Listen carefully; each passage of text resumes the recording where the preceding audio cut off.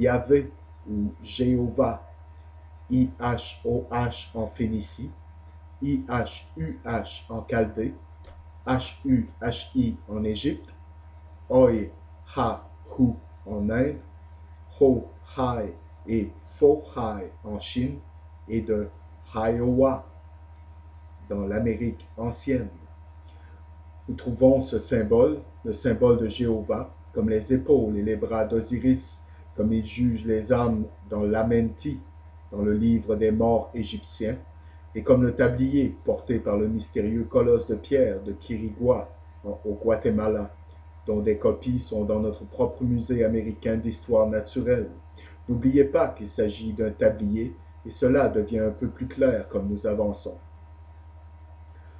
Nous trouvons le trapèze maçonnique comme étant non seulement une condition architecturale, mais l'angle d'exactement 23,5 degrés, ou l'inclinaison correcte de l'axe de la Terre au pôle de l'écliptique, et incarnant la section verticale de la grande pyramide de Gizeh, 4 fois répétée. On trouve les petites idoles d'argile des races autochtones défuntes de Colombie, en Amérique du Sud, décorées avec les glyphes géométriques de cet ordre secret, les ornements des robes des anciens prêtres incas du Pérou, que des exemplifications des mêmes figures sacrées, et les amulettes des Mayas et des Toltecs au Mexique sont également gravées avec ceux-ci. Qu'il doit y avoir eu une certaine organisation mondiale pour distribuer ces symboles dans les temps anciens et préhistoriques est démontré par le fait que d'un commun accord, les pyramides construites par les anciens Égyptiens et les anciens Mexicains qui, comme indiqué par la grande pyramide de Gizeh en Égypte et la Teocalli de Chichen Itza, Yucatan, comme les meilleurs exemples, sont des composantes d'un seul problème géométrique dont la clé est le tablier maçonnique simple comme porté aujourd'hui et le symbole graphique de l'alliance qui est encore préservé comme une figure cosmique parmi les Indiens Hopi dans l'État de l'Arizona.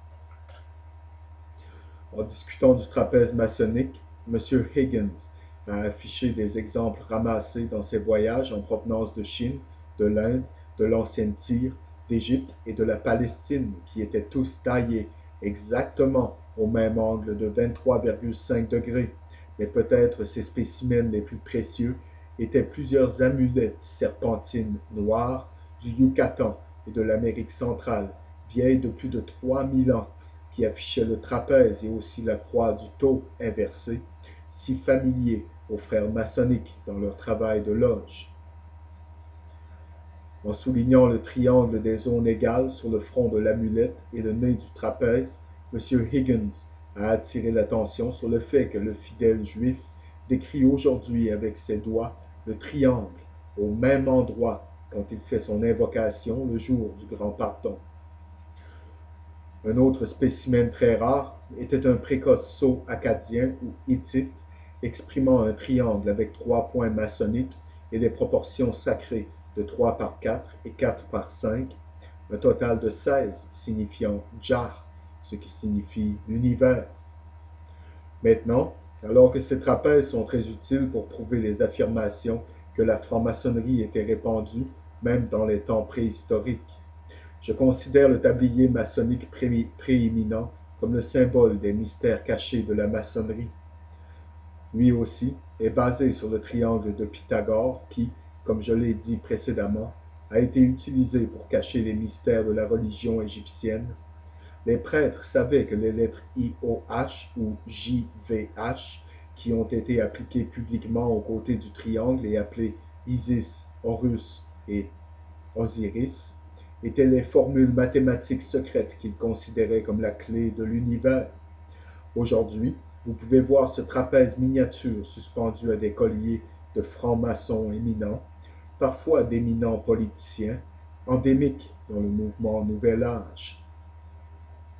Si vous lisez dans un bon livre sur la mythologie de l'histoire de la mort d'Osiris, tué par son frère Typhon, et la longue recherche de son corps mutilé par sa veuve inconsolable, Isis, vous finirez par comprendre, surtout si vous avez étudié les mystères, comment l'espoir de l'humanité a été fixé sur le fils de la veuve. Isis était bien sûr la veuve, Horus était le fils de la veuve. Maintenant, si Osiris était la doctrine, et la doctrine a été assassinée, tuée, l'Église a été laissée comme la veuve, devenue veuve de la doctrine. Le mot a été perdu, la parole perdue de la franc-maçonnerie. Son fils, les initiés ou les fils de la veuve étaient alors, mesdames et messieurs, laissés sans doctrine. Ce sont le corps complet d'initiés. Donc l'espoir pour l'humanité a été fixé sur le fils de la veuve, le jeune dieu soleil du printemps, Hiram, comme son nom a été abrégé, dont la naissance constituait également la résurrection de son père, Osiris, avec qui il a été identifié. Le développement du très célèbre triangle de Pythagore forme également le triangle qui est la base de la croix maçonnique Tau. La multiplication du triangle de Pythagore par 4 donne la base pour la philosophie du mage et développe la forme du tablier maçonnique comme porté aujourd'hui dans la salle de loge. C'est le carré de 64 dont je parle. Et ce carré, le familier damier, a également caché en son sein les proportions géométriques exactes de la pyramide de Gizeh. Beaucoup d'entre vous ont un damier dans votre maison.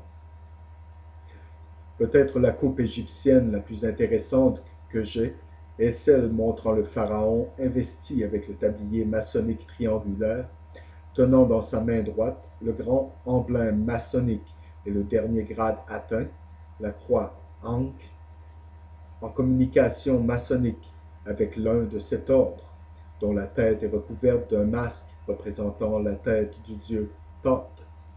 Et lorsque vous examinez les anciens monuments égyptiens ou des images de ce fait, ils révèlent le fait que le tablier est l'insigne de tous les dieux, des rois et des prêtres, des hiérophants engagés dans les rites du culte et dirigeant des masses. Et le tablier du célébrant ordinaire apparaît comme un triangle de tissu blanc suspendu à la ceinture à l'avant et épinglé dans les coins à la tunique de chaque côté. Et dans le cas du grand maître, le tablier est très complexe dans sa conception. Les figures, vous voyez, représentent le soleil levant et couchant dans les coins inférieurs et le soleil au méridien. Les rayons du soleil sont ainsi adressés pour décrire une progression régulière des angles géométriques tels que vus sur un gnomon.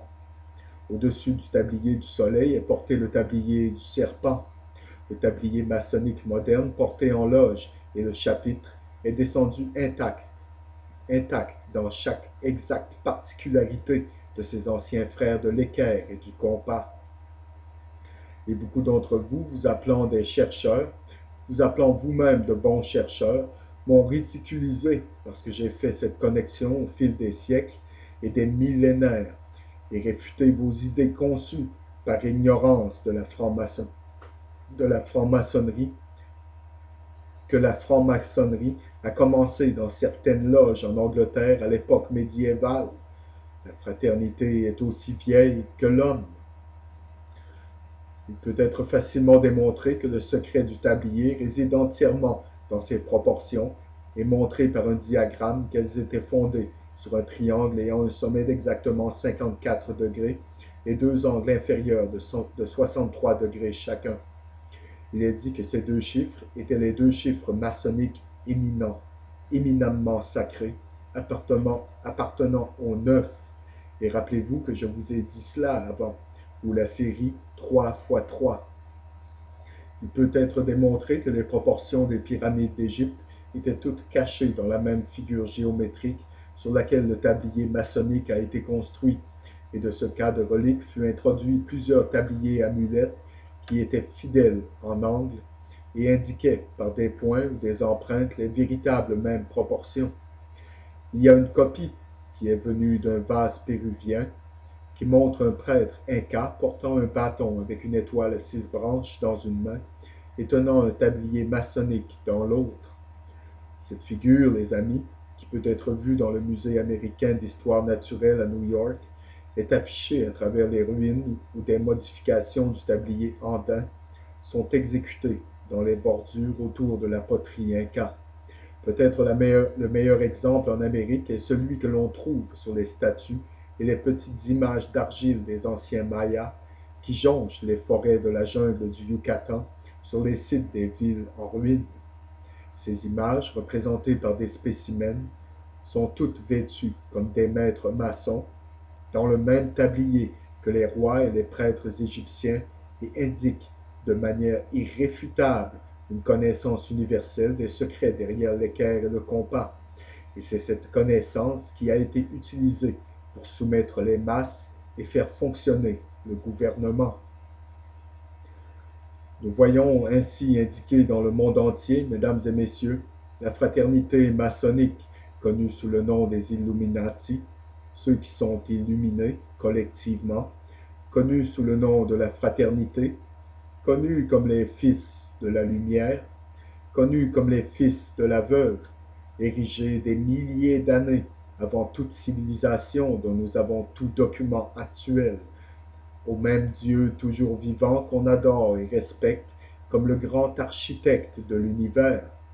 Aujourd'hui dans le monde, dans les loges de toutes les confréries, par quelque nom, par quelque occupation. C'est la même chose. Ce n'est pas le même Dieu que nous adorons dans la Bible, que ce soit les disciples de Mohammed, les chrétiens, les juifs, à l'exception de certains juifs qui adhèrent aux enseignements kabbalistiques. Ils connaissent le vrai sens. À travers les brumes, mesdames et messieurs de l'Antiquité, se profile l'histoire, les monuments et les ruines croulantes des grands empires mésopotamiens, tous liés entre eux de telle sorte que les historiens trouvent parfois difficile de distinguer la légende et la réalité. Mais il y a, toujours intelligible malgré les battements des vents et des pluies, sculpté dans la pierre ou gravé sur des tablettes enfouies dans les ruines des temples, des preuves que les artisans se réunissaient dans les loges maçonniques à cette époque-là, comme ils le font aujourd'hui.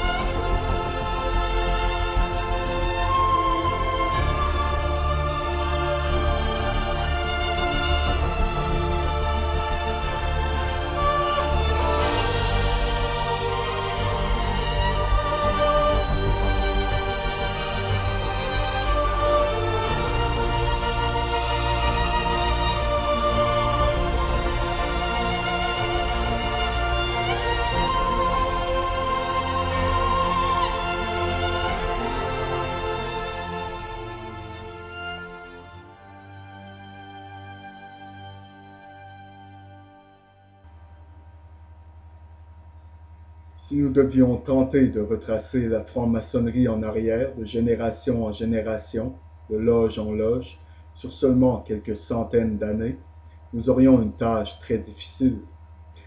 C'est ce dans lequel beaucoup d'entre vous courez et vous ne savez pas comment passer par-dessus le mur.